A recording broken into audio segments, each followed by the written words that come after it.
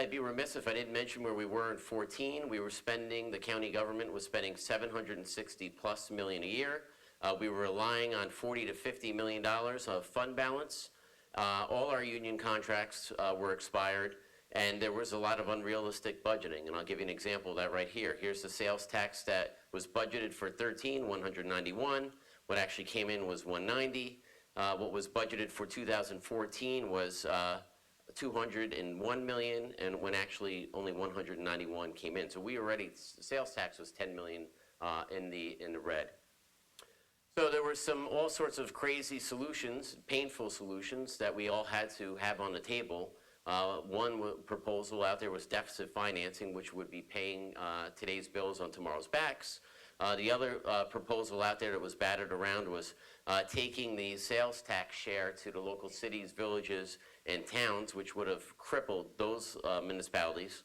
The other one was taxing our way out of it, breaking the tax cap law. So we found other, and I believe, better solutions. First thing we did, we had the single largest cut in the history of Orange County. The workforce was shrunk by about 300 jobs. That's as per Steve Gross. I make sure I get the accurate numbers. So it's lowest levels in decades. The contracts were settled. That was not easy stuff. We had to negotiate it on our side. We had a lot of people helping. Steve Gross headed it up, our legal department, as well as Wayne Booth from my office, and we even brought in Kenny Jones once in a while because his background was in union negotiating. Then it went to the legislature, and we were eventually able to get many, these are huge contracts, settled. So the county government's learning to do more with less. One of the phrases I used, and the colonel that runs the Stewart Air Guard base said the same thing. Turning around Orange County government was like turning around an aircraft carrier. Last year was our starting point, and now we're actually seeing the aircraft carrier turn around. So let's talk about the budget for 2016, my proposal. I'm proposing another $7.5 million in cuts. Again, last year we cut $30 million. This focuses on the essential services of county government, and it also follows the tax cap law. So why is that important? The tax cap law for the layman out there is if your municipalities that you live in stay under the tax cap, you and your family are eligible for the rebate. So in instance, like for me, I live in Chester. If the Chester government keeps it under the tax cap and the Chester School District stays under the tax cap, Orange County, we've met our part of the obligation. So if your other two do it, you will get a rebate check as per the law. Let's talk about revenues, where revenues come in from Orange County government to make us function. Here's us in relation to our neighbors to the north and south. Our rate, as per the Office of the State Comptroller's Office of Real Property Services, we're at 368 on the latest website numbers. Sullivan, just north of us, 7. These are all per $1,000 full value. So we are at least, if you look at us compared to our neighbors, in better shape there. So let's go to the next, also sales tax rate. You buy something in Orange County, you pay less sales tax than you do in our neighboring counties. I'm not trying to beat them up. That's just the lay of the land right now. I'm just trying to let you know where we are. So let's talk about, in a pie graph, where our taxes, our revenues, not taxes, but where our revenues come from that make Orange County government function. 60%, as you see here, is from sales tax and hotel motel tax. 16% comes from Orange County. The rest, we have 8.9 from the feds, 11 from state aid, and then we have 2.66% from the surplus. Talk about revenues. And I want you just to watch these different columns. State aid 2015, what state aid is being proposed for next year? Less. Federal aid this year? Less.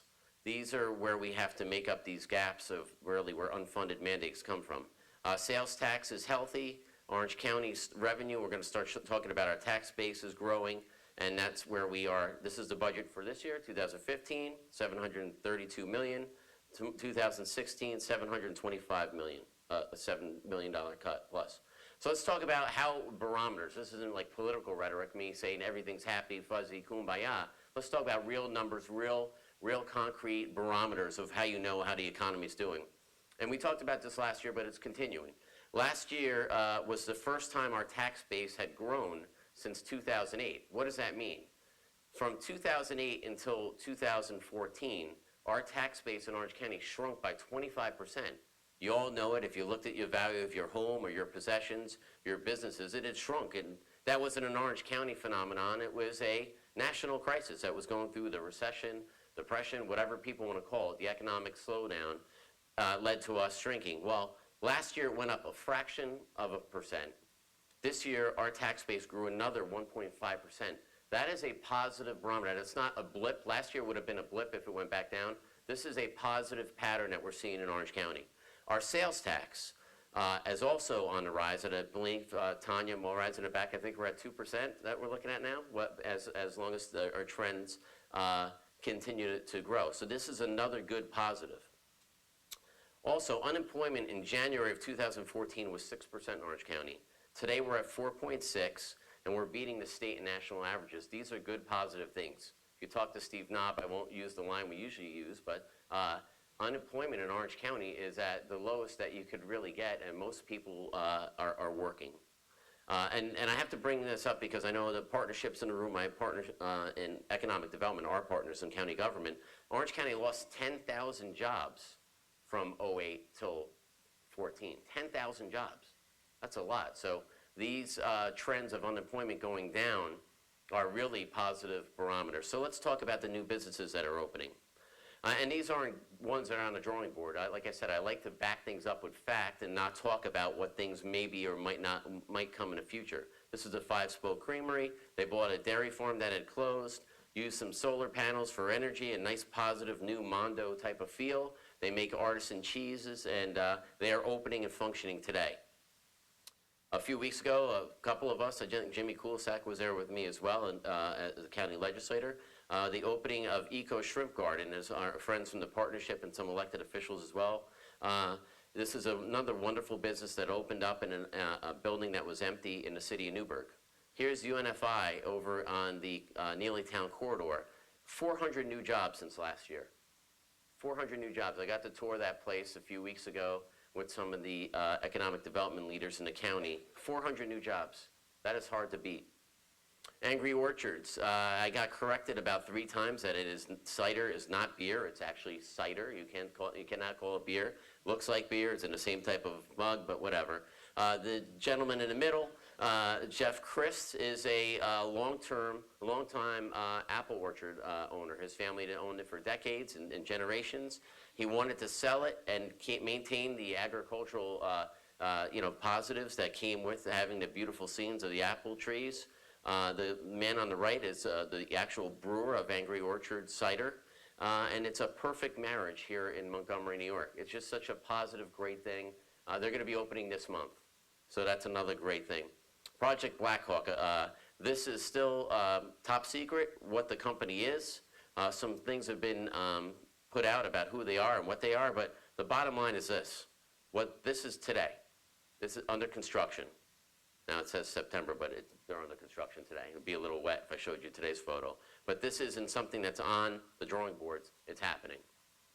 Talk about Crystal Run. It's been in the news a lot. They just opened a new facility in Newburgh. This is their pad in Monroe, continuing to grow.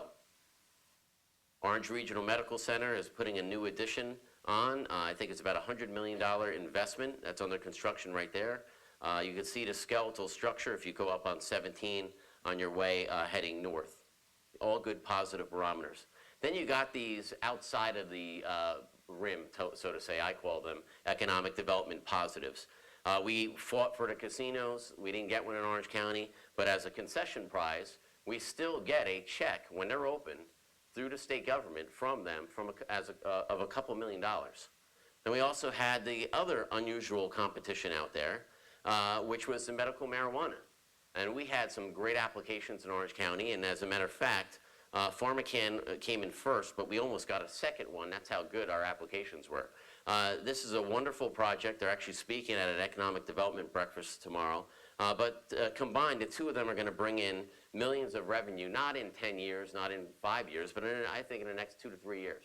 These are good positive things that we don't think about because we do have to continue to build our fund balance and our revenues. Not everything isn't all rosy, but we are heading in the right direction, as Chairman Brescia said. So how are we getting out of the real estate business? At the State of the County address, And when I took over last year, I realized that we own hundreds of properties. County government owns properties, many of which are taken off the tax rolls.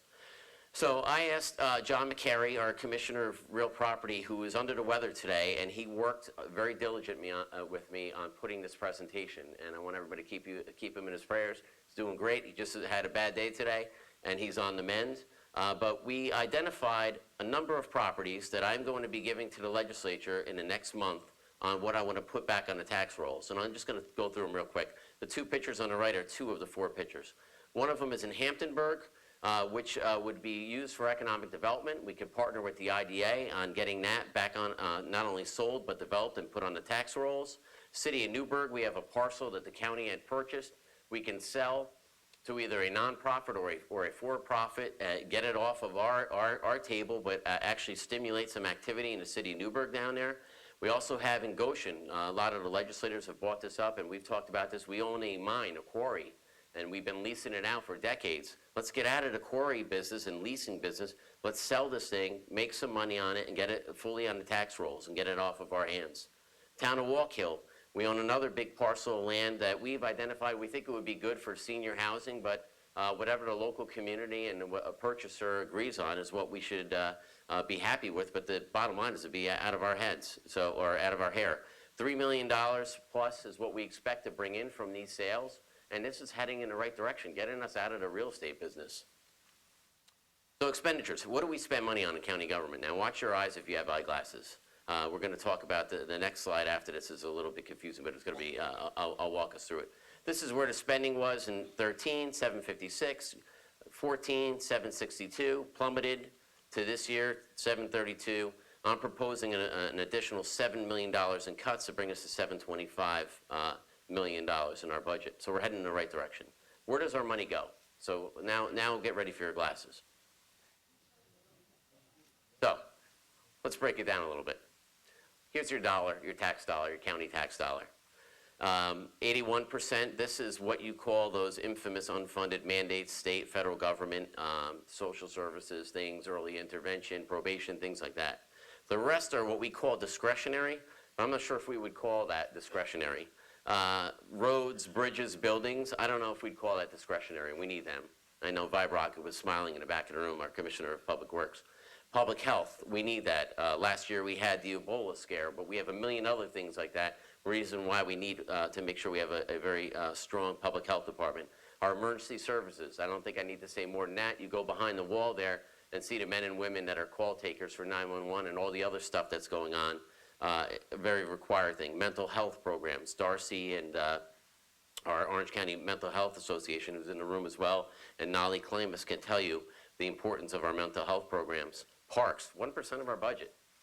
Rich is like, oh my goodness, I am really getting the wrong end of the stick of this. But 1% goes to parks, and that's for everybody in Orange County to enjoy. But it's, in my opinion, a required thing to have.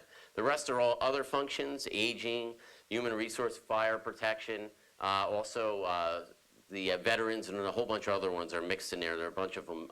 But that makes up your county dollar, your tax dollar. Let's talk about where our expenses mostly go to. 2015, we were spending about $248 million on salary and benefits.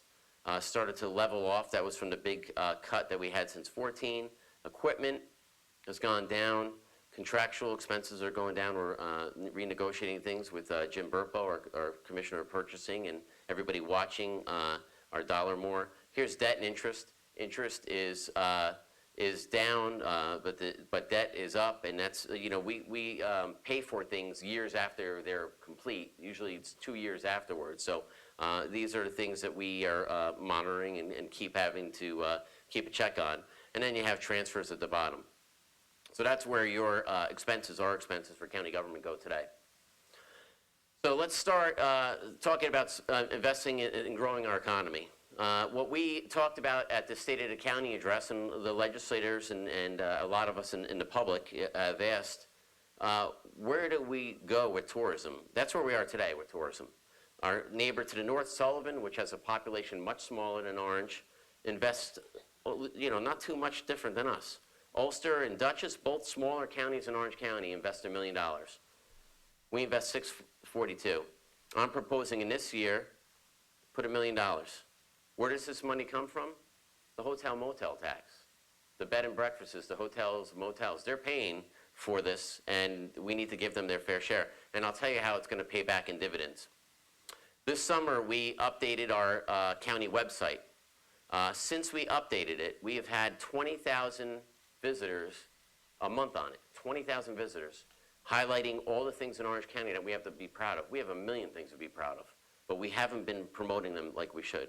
The other addition on it is if any of you have traveled, which I think most of you have, you go to these places that you want to visit, and they give you a direct link to the hotels, motels, and B&Bs that are available. So while they got your attention, they might as well try to hook you into booking a place right now. We've had over 1,100 people since June go on to looking at booking a hotel with a 60% conversion rate. These are good, positive tangibles. You can also bring us into the 21st century at all the things out there. Instagram, Facebook, we're pounding it with all these. So if you look at Visit Orange County NY, you can see a lot of this activity being generated. These are all good things. They say there's all different factors out there. Some people say $1 you spend on tourism, you get back in $10. Some say you spend $1, you get $3. But I think we'd all agree, the more we promote it, the more it helps us and it helps our local economy. These are some of the new things that happened in Orange County this year that weren't here previously. The Farm to Fork Fondo. This brought in hundreds of cyclists from around the world to cycle around Orange County, and they would stop at different points that were associated with some type of agricultural growing or baking or some type of facility. It was just a beautiful marriage, and that was the flagship for it, a bicycle with a little rooster on the back of it, and they're going to continue to do this next year. The air show. And when I first saw the slide, I said, why do we have this guy who looks like he's either smoking a cigar or wearing a Brooklyn shirt on it? The reason why is we didn't borrow this. This air show was slated, I'm using kind words, for New York City. And we brought in tens of thousands of people to see this. That was slated for New York City, and I believe by the end of the year we'll be able to announce next year's show and continue to grow this. Good, positive things. Our partners in the Port Authority and Orange County government are going to try to make this happen for next year as well. Good, positive things. Hadn't been done since 2003, and we're going to continue to grow it. So it's already working. I showed you some of these other things, but look at this. Here's the cover for Car and Travel magazine for the AAA for October, the other Orange County. So whenever you go on vacation, you're going to stop hearing Orange County, California. Now you can start hearing people, by us promoting this, all the great things we have, West Point, wineries, all the other wonderful things Orange County has to offer. So the future of senior health. Let's talk about our favorite topic that nobody wants to talk about, Valley View. For the last 10 years, Valley View has been battered back and forth. Do we keep it? Do we sell it? Do we close it? It costs. What are they? So the debate has ended, and I'm not saying any side of the issue is right or wrong. But we have an obligation. We're going to continue to keep it. I think we're all, we had a question last week from some of the legislators. What are we doing with it? Are we going to try to sell it? Are we going to do this or that? I think we're all heading in this direction. We're keeping Valley View. We're going to keep it county run. And let's talk about the responsibilities and some options we have with this. We have a responsibility to the patients there. We have a responsibility to our seniors in general in Orange County.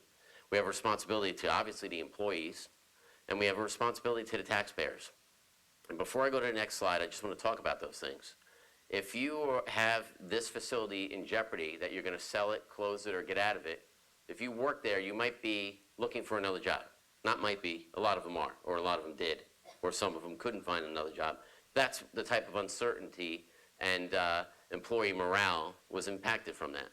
Our seniors, if you wanted to send your loved one, your husband, your wife, your mom, your dad, your grandma, and you're hearing that this place might close, the standard of care is up, it's down, it impacts the facility itself. So let's talk about what I'd like to see as a vision for Valley View, and I think a lot of the legislators and a lot of the community feel the same way with me. The yellow is the Valley View proper. Annie Rabbit, you're in there too with the Perry building. We're hoping to get you a new home in the next few years. It's under construction now, as you know. But this is Valley View right here. This purple is owned by Orange County government, 62 acres. This little sliver here is a cemetery. We're not going to get rid of that, and we're doing our best. We're actually started clearing it out for the first time in decades last year. But this property here is all developable. So what do you put there? Let's do first the first bullet. Senior housing. I went on an honor flight, the first honor flight from Orange County a few years ago, befriended two older gentlemen in their 90s, living at home with their wives. One of those gentlemen from Chester, 92 years old, his wife in the last year has been put into a nursing home in Orange County. He has to drive 15 to 20 minutes on his own every day to be able to still see his wife. And now he's getting older and older. It's harder for him to drive, got in a car accident. How beautiful, guys, would it be? We had a senior housing right here. You could walk next door. Your husband, your wife, your grandma, they have the access if they need the extra care, or they could still have the option of living on their own. Second option, medical partnerships. For the last 6 months or so, I've been in talks, discussions with some of the biggest healthcare providers in our region about building 25, 30, 50,000 square foot healthcare facility right next to Valley View, maybe a cardiac rehab center. So not only would you be able to take care of the patients that are in Valley View, but you'd also attract people to that area. So these would all be done with private dollars, no investment from the county. These we can do an RFP. We can see what works best for this, and you'll see partnerships. I even got a call today from someone that said, "I heard you're going to mention this today." And they told me that this is a senior housing group that wanted to partner with a medical group and wanted to partner with another nonprofit in the county to try to help people with disabilities as well, which could have access to there and enjoy some of the benefits that Valley View has to offer to patients, a different type of variety. So these are positive things. I think that the legislature, the public, myself, are looking to head in a new direction, and I think this is the right one or something similar. Let's start the discussion. No layoffs. That's the last part of it. The last year was really apocalyptic. And it was no fault of our own. The economy was bad. The budgeting, the budget for the county was bad, and we had some difficult decisions. Layoffs were on the table then. In my opinion, they're off the table now. So I think this is a good new positive direction to now create a continuing care community at Valley View and the bantering back and forth. So this year we also talked about mergers, and one of the mergers that we put into place was the General Services IT merger. Since that's happened, we're already renegotiating electric costs. Healthcare department is now using a new type of IT program that allows them to access medical records a lot easier. We've now moved some county phones in the new departments like Board of Elections to these new internet phones, and staff savings from the consolidation is also being met. So we're starting to see these positives from combining these departments.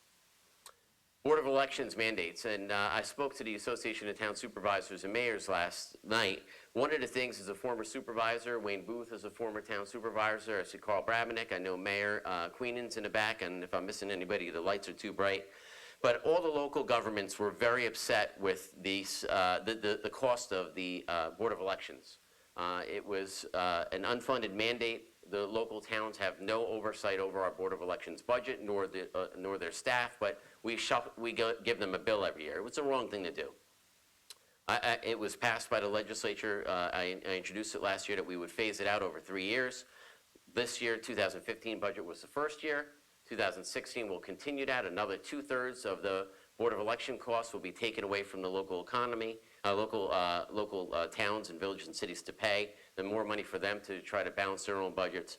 And in 2017, I'll be putting this in again, and it'll be completely eliminated from the local municipalities. We complain about mandates. We better make sure that we have our house in order first. So that's what you see here. Our cities. This year, and in the past, money has been budgeted towards the 3 cities to start helping them in their downtown areas. We had monies that went with the city of Middletown to help with the Hoboken Film Festival and the Paramount Theater. This year, this went to behind Legislator Fagione and Mayor Decker and myself is some of the new crosswalks that went to help the downtown in Port Jervis, and also Newburgh had them. So this budget continues that round of funding, and I think it's good stuff. It comes from them. Their requests come to us, and I think it's a positive thing among the other dozens and dozens of things that we do for the cities, the towns, the villages, in the services the county has. Expanding the Heritage Trail. These 3 Olympians, as you can see, are on the Goshen stretch of the Heritage Trail. And what you see here is myself, Mayor Kyle Roddy from Goshen, and Mayor DeStefano. And the 3 of us collectively believe that extending the trail, not only finishing the length of Goshen, but going through Middletown and into Walk Hill is the right thing for Orange County. So why is it the right thing? I can speak from experience. My house is literally on the Heritage Trail in Chester. I see the dozens and dozens of people that go by there every couple minutes. It is very heavily used. It's a positive thing. And I think that despite some of the costs that we're all worried about, I think we can get them defrayed with some of the big companies that are coming here. We're having those discussions now. And I think it's going to be a positive. It's one of the biggest attractions to our area. People actually come from around the area, to other areas, to come visit this trail to use with their families. It's a good, positive thing. Down in Monroe, Myrna Chemnitz and Mike Amo helped with the county to try to get the YMCA, which is very successful down there, to grow and hopefully add some more traffic down there. So these are good, positive things. And when you have stuff like this happen, why am I bringing this up in a budget address? One, it's an expense. But number 2, the dividends. Go to Goshen, go to Chester, and go to these other areas with little bike shops or little ice cream stands. All those little things generate economy. So they don't have to be 400 employers. They could be a mom and pop business that has a bicycle shop. We have to facilitate and encourage them all to grow. So improving our parks. This is one of my favorites. And some of the people that get a lot of pressure from the horse people, unfortunately, my wife bought a pony for my daughter, so I'm getting back into the horse industry. I grew up on the farm. They need places to use as well. And this sign has been here since Pataki, Bernadette Castro. Eddie was here not too long ago, but I know Castro left about 9-10 years ago. And Pataki's 4 governors ago. Patterson, Spitzer, Cuomo. You guys are following along with me. This sign is the only thing that's been there, and this is the only thing that's been done there. So what I would like to do, and I've had these discussions with Chairman Brescia even as recently as this morning, we need to look at our countywide parks plan. That has been updated in over 10 years. We update this parks plan, we start reinvesting some of the capital money, some of the private money into these things that are on the shelf and put them into reality. So these are what I'm going to be pushing for 16. I think we all collectively can agree that it's time to stop horsing around, no pun intended. So, helping those in need. Rape crisis program. Now, I talked about some of these social programs during the State of the County address earlier this year, but these guys have also had a crisis in funding. Some of the outside resources that usually fund them have given them a deficit this year. Darcy Miller, our commissioner of DSS, and I have a big soft spot in our hearts for this program, and we are working to make sure that we fund and fill this gap. We can't allow this program to fall off the wayside. We have roughly a few hundred people that are sexually assaulted or raped every year in Orange County. There is no other place. These people are taken care of not only by the emergency rooms, but by this program. These are the counselors, these are the people that go out and deal with the victims.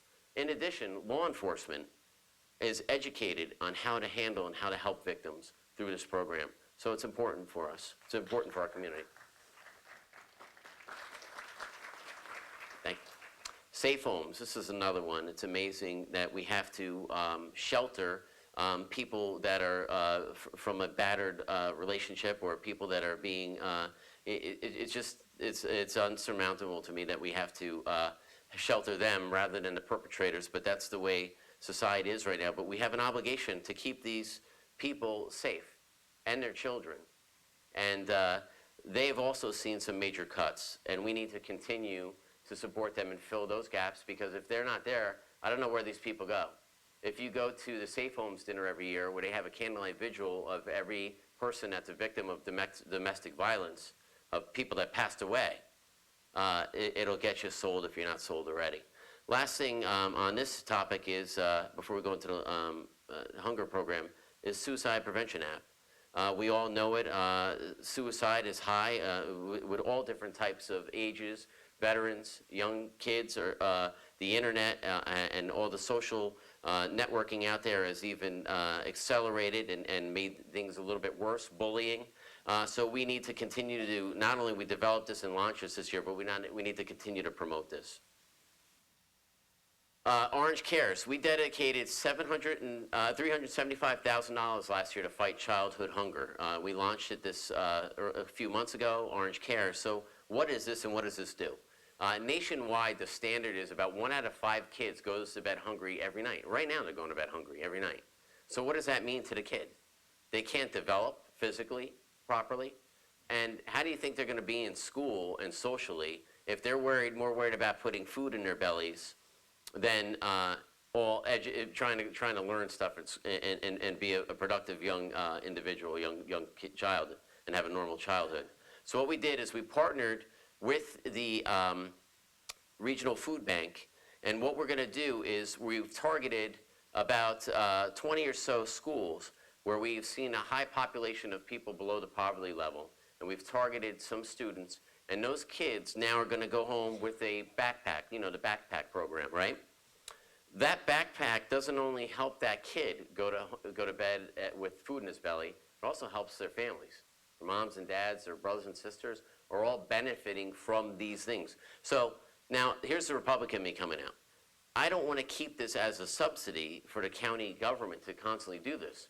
I want to hand this off, just like many of the other backpack programs that exist right now, to maybe for-profit businesses, maybe nonprofits, maybe the schools sometimes raise money. So once we get these programs going, we're going to partner and continue to partner with companies like ShopRite, which will take the load and allow us to take these resources and move it to other areas that have needs. So these are good, positive things. And this is really, when you're an elected official, this is making a difference. Making a difference. In the next month or so, when we have this State of the County address in March, we're going to show some physical, some real tangible results of this program. I feel that strongly about it. So, although we have challenges ahead of us in Orange County, we still have a lot of opportunities. So with that, here's a little snippet of our new tourism program.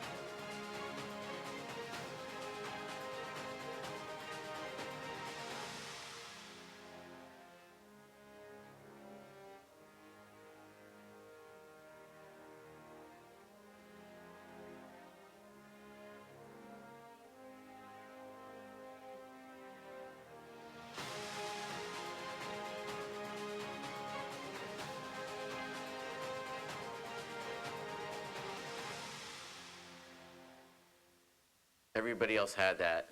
We now do too, and we're going to continue to grow it. I thank everybody for coming here today. We're moving forward. Things are heading in the right direction. We have a lot of work ahead of us, but I thank everybody, and I look forward to having a nice cooperative budget session with the legislators as we move Orange County forward. Thank you all. Have a good night.